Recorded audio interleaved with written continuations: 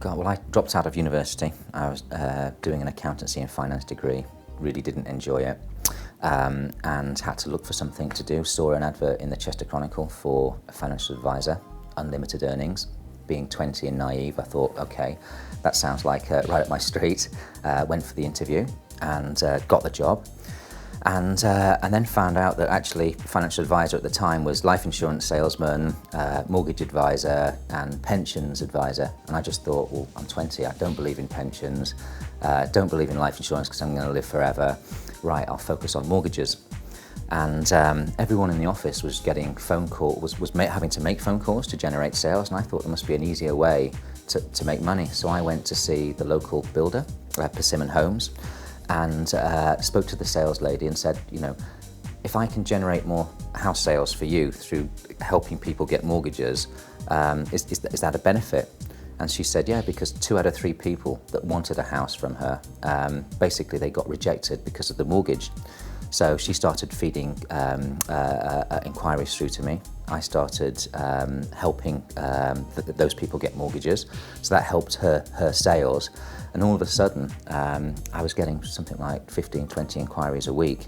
I was the top sort of mortgage salesperson within this business within, I think, 3 or 4 months.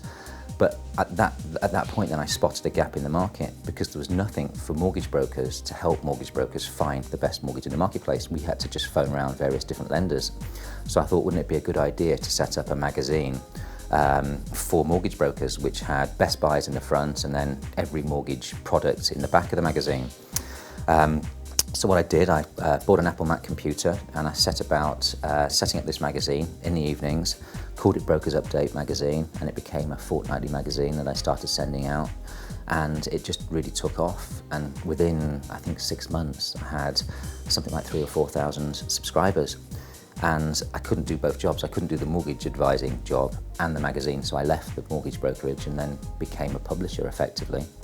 And that went from strength to strength. I think we peaked at about 8,000 subscribers, and they were all paying £11 a month.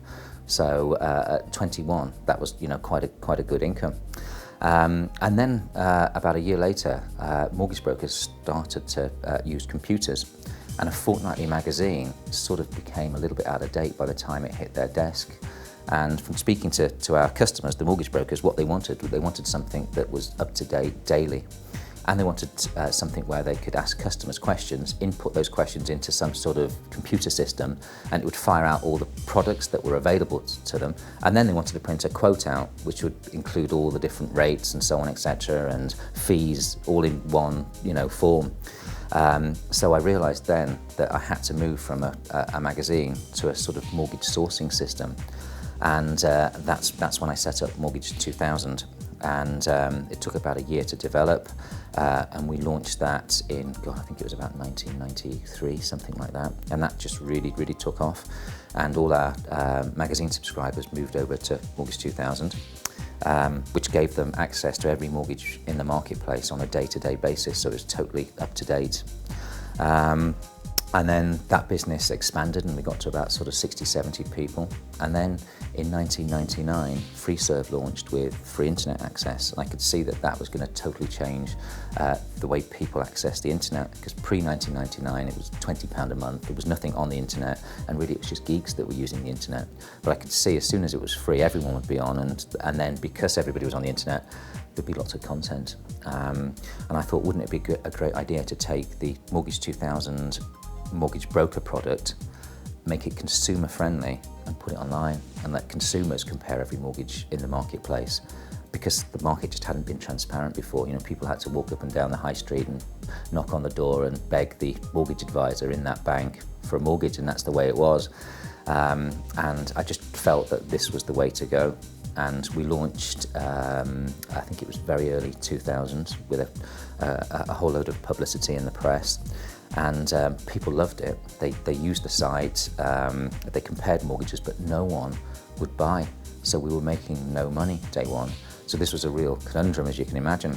And so what we realised was that people wanted to compare mortgages online, but they were too scared to buy them online because they're such a big ticket decision. So what we did is we signed up all the top mortgage brokers in the country, and basically said to consumers, well, if you're a bit confused, fill out this form and we'll send your details, your inquiry, to the best mortgage broker in your area, and they will phone you within 5 minutes basically back and help you out. And we charge those mortgage brokers a fee for each of those leads effectively.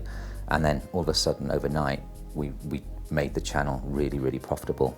And that was, in a way, the start of Money Supermarket making money online, because at the time, in early 2000, no one was making money from the internet.